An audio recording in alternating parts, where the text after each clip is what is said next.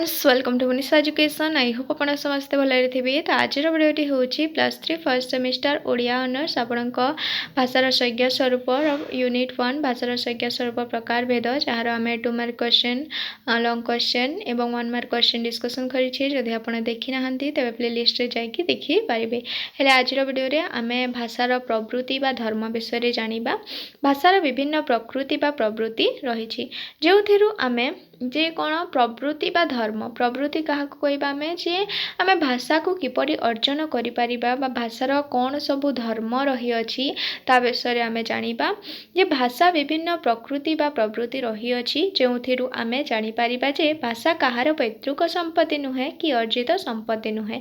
यह परंपरागत तथा अनुकरण द्वारा अर्जन करा जाय। सुतराम एही प्रवृत्ति प्रकृति और प्रवृत्ति को निम्नमते आलोचना परिसरभुक्त करा जायछि। तो कौन जे भाषा कहार भी पैतृक संपत्ति नुहे जेपरी बापा संपत्ति रे तांको पुओ एवं झील अधिकार थाए। तो से सब संपत्तिर अधिकार कौन तांको ही मिली था से सब संपत्ति। किंतु जदि जड़े बापा इंग्राजी ओडिया बा अन्य भाषा जानी तो जानी तेबे तार पुओ से सब भाषा जानिब से कथा संभव नुहे। भाषा को शिखिबा पाई समाज माने गोटे परिवार समाज बा शिक्षा द्वारा बा अनुकरण माध्यम रे ही भाषा शिक्षा करा जाय थाए।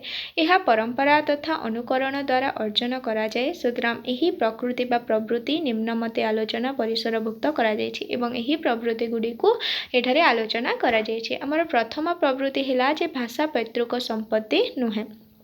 पुत्र पितार अन्य पार्थक्य संपत्ति परी पितार भाषा को अनाशय प्राप्त हुए नहीं। जे जेपरी माने जड़े बापा संपत्ति को जेपरी तार पुअर अधिकार थाए सेहीपरी तार बापार भाषा रे केबे हेले से अनाशय ताको मिले नहीं। एक जदि एठारे उदाहरण गोटे दिया जायछि एक ओडिया बालक को जदि शैशव अवस्था इंग्लैंड को पठाई दिया जाए और से ही शिशुटी जदि तार समग्र जीवन सेठारे सामाजिक परिप्रेक्षी कटाए तेबे से ओडिया न कही इंग्राजी भाषा कहब। तो ये कौन कह गोटे जदि पिलाटी को माने जन्म हेबा मात्र के इंग्लैंड रे रखागला तो से सेठाकार सामाजिक परिवेश मध्य रहिबो सेठाकार लोक मानक संस्पर्श रे आसीबो बा तांको बापा माँ परिवार संस्पर्श रे आसिकी से ओडिया न कहीं कौन इंग्राजी रे कथा हेब। तो एठारु जना पड़ुछि जे कोनोसी माने भाषाटी आपण को अनाशय रे मिले नहीं। जे आपण जो समाज रे थिबे जोठारे थिबे जेपरि आपणक परिवेश थिबो सेहीपरि आपणक भाषा हेब। तापरे हमर सेकेंड दिया जायछि जे भाषा एक अर्जित संपत्ति। भाषा को एठारे कौन गोटे अर्जित संपत्ति बोली कहा जायछि। भाषा वातावरण रु अर्जन करा जाय। एही वातावरण जो भारत वर्ष रे जन्म ग्रहण करिथिबा एक शिशु भारतीय भाषा न कही अन्य भाषा कहि पारे। उदाहरण स्वरूप जदि कोनोसी शिशु भारत वर्ष मध्य अवस्थित कोनोसी एक फरासी भाषी बसती रे बास करे एवं तार जीवन यापन जीविका निर्वाह सेही बसती उपरे ही निर्भर करे तेबे से भारतीय भाषा न कही फरासी भाषा कहब। तो कौन जे जदि भी गोटे शिशु भारत रे जन्म ग्रहण करुछि जे तो से भारतीय भाषा कहब से कथा संभव नुहे। जे से जो परि परिवेश रे थिबो तांकर परिवार जो भाषाटा कहूथिबे बा तांको समाज रे जो समाज रे थिबो से समाज जो भाषा कथा कहूथिबे से भाषा रे ही से कथा कहब। तो एठारे गोटे कौन फरासी भाषी बसती रे से रहिबो तेबे से फरासी भाषा ही कहब। तापरे आमर ग नंबर पॉइंट है जे भाषा अत्यंत एक सामाजिक वस्तु। मनीष समाज रे बढ़े एवं समाज को भाषा अर्जन करे। जे मनीष कौन समाज रे रही थाए एवं समाज रु ही जो भाषा से शुणे एवं शिक्षा करी थाए। भाषा सृष्टि विकास और प्रयोग मध्य समाज रे संपादित हुए एवं भाषार सृष्टि मध्य कौन समाज द्वारा होई थाए। गोटे निर्दिष्ट भाषा समाज रे जदि अन्य भाषा व्यक्तिटी भाषा बोधगम्य नुहे तेबे अन्य भाषी से ही निर्दिष्ट भाषा कहबाकू बाध्य हुए। फल से ही भाषाभाषी अंतर्भुक्त हुए।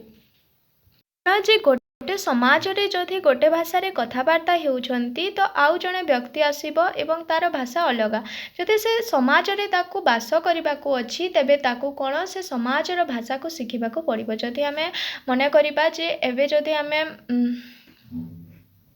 तो कौन जे जदि भी कौन से समाज रे गोटे भाषा कथा हेउछंती एवं अन्य जने व्यक्ति आसिकी अलग भाषा रे कथा हेबो तेबे कौन ताहा संभव नुहे ताकू से समाज रो भाषा को सिखिबा को पड़िबा एवं ता पई सिखिके से भाषाभाषी को अंतर्भुक्त होई थाए। एबे हमर घ नंबर क्वेश्चन जे भाषा परंपरागत यह स्रष्टा व्यक्ति नुहे जे भाषा कौन परंपरागत यार स्रष्टा व्यक्ति नुहे। समाज भाषा परंपरागत क्रमे प्रचलित होई थाए व्यक्ति परंपरा और समाज को एक अर्जन करे तो कौन जे समाज भाषा कौन जे समाज भाषा परंपरा क्रमे प्रचलित होता है जे परंपरागत भाव में प्रथमे जड़े शिखब तापर आउ जड़े ताको शुणिकी शिखब एपरी परंपरागत होइकी से आगक आगक बढ़े व्यक्ति परंपरा एवं समाज यार अर्जन करे एवं यहाकू से परंपरागत भाव में समाज रे थाइकी अर्जन करे व्यक्ति एथिरे केतेक परिवर्तन आनी पारे हुए तो जे व्यक्ति से भाषा को शिखिकी आउ टिके से भाषा विषय आउ टिके किछि परिवर्तन आनी पारिबो सरल करि पारिबो किंतु एकक भाव में यार जनक हो पार ना किंतु से भाषार जनक बा स्रष्टा हो पार ना समाज एवं परंपरा ही यार जनक होता है एवं समाज एवं परंपरा ही कौन भाषार जनक। तापरे कौन कठिनतारु सरलता आड़कू गति अल्प प्रयास रे अनल्प लाभ उठाइबा प्रत्येक मनुष्यर एक स्वाभाविक प्रवृत्ति यही प्रयास भाषा कठिनतारु सरलता आड़कू गति करे। यही पद्धति रे उपाध्याय ओ ओझा पूर्णचंद्र को पुनिया एवं वीरेन्द्र को वीरेन रे परिणत होए जे कौन जे मनुष्यर गोटे प्रवृत्ति होउछि जे से कम प्रयास रे कौन अधिक पाइब कम करिकि से अधिक उपभोग करबा हेउछि तार गोटे प्रवृत्ति एवं यही प्रयास जो कौन आमे जेते बेले जनकर नाम बहुत लंबा थाए जनकर नाम थिबो तेबे आमे ताको कौन शॉर्ट रे कहि थाउ जेपरि एठारे वीरेन्द्र को आमे कौन कहउछि वीरेन बोली कहउछि तो कौन आमे ताको शॉर्ट करिकि कहि थाउ। तो जदि भी आमर पाठ पढ़ा को अच्छी तेबे भी आम बही रे न पढ़ी कि आम एमबीडी एवं टेस्ट पेपर यूज करूँ कारण से आमर कौन शॉर्ट रे ताहा थिबो एवं आमको बेसी से मिली पारिबो ताहा आम भाविकी ताको ही आम पढ़ी था। तो सही परि भाषा मध्य कौन माने कठिनतारु सरलता आड़क धीरे धीरे गति कर कौन थिला प्रथमे वैदिक संस्कृत थिला तापर लौकिक संस्कृत पाली प्रकृत अपभ्रंश एपरी धीरे धीरे धीरे कौन ताहा कौन सरलता आड़क गति करुछि। तापर कौन अनुकरण द्वारा अर्जन भाषा अनुकरण द्वारा अर्जन भाषा अर्जन संभव हुए मुख्यतः अनुकरण द्वारा भाषा एते व्यापक जे ताहाकू शिखेबा शिखिबा मनीष पक्षरे एक सीमित परिसर मध्य संभव नुहे जे कौन भाषा को आम क्या द्वारा अर्जन करिपरिबा अनुकरण माध्यम जे गोटे मनुष्य को गोटे सीमित परिसर रे रखिकी आम जदि ताको भाषा शिखेबा तेबे ताहा संभव हो पारिबो नाही से कौन समाज द्वारा ही भाषा शिक्षा करिथाय। यह शिशु को तार एक शिशु को तार परिवार व्यक्ति माने भाषा को जेतिकी न शिखाती शिशु ताठारु अधिक अनुकरण करिथाय। तो कौन जेतिकी तार परिवार जेतिकी भाषा ताकू न शिखई थाए ताठारु अधिक से अनुकरण करिकी शिखी थाए। शिशु पक्षरे माँ भात शब्द उच्चारण करी शिशु धीरे धीरे ताहाकू अनुकरण करिबार प्रयास करे एवं शेष रे कहिबाकू समर्थ हुए कौन जे जेते बेले भात माँटीए शिशु तार पुअटी को बा झीटी को भात खुआउछि तो से भात शब्दटी उच्चारण करुछि तो ताकू कौन ताको शुणी शुणी शुणी शुणी धीरे धीरे कौन से शिशुटी मध्य भात कहबाकू समर्थ हुए। प्रसिद्ध दार्शनिक अरिस्टोटल का मतरे अनुकरण मनुष्यर सबुठारु बड़ विशेषत्व भाषा शिखिबारे से यही गुणर उपभोग करे। एतेबे भाषार सावलीन स्वच्छंद विकास एक क्रमानुगत प्राकृतिक अनुकरण द्वारा संभव हुए। तो अनुकरण द्वारा ही मनुष्य भाषा शिखिଥାଏ ता समाज द्वारा ता परिवार द्वारा ता बंधु बांधव द्वारा।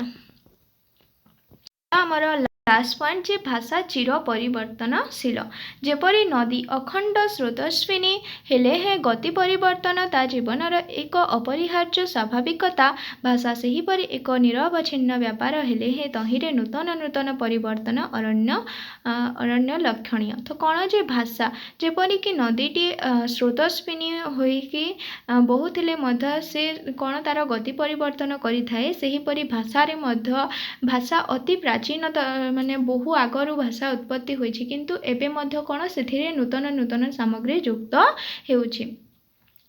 भाषार अनुकरण उपरे आधारित होइथिबारु अनुकरण क्षमता व्यक्तिभेदरे भिन्न होइथिबारु भाषार रूपभेद देखिबाकू स्वाभाविक। तो कौन जे आमर भाषा अनुकरण द्वारा संभव एवं आमे जे समस्त व्यक्ति पाखरे समान भाषा थिबो से कथा आमे कहि परिबा नाही समस्तଙ୍କ पाखरे भिन्न भिन्न होई पारे। तो भिन्न होइथिबारु भाषार रूपभेदरे मध्य भिन्नता देखिबा स्वाभाविक। तो आजिर वीडियो रे आमे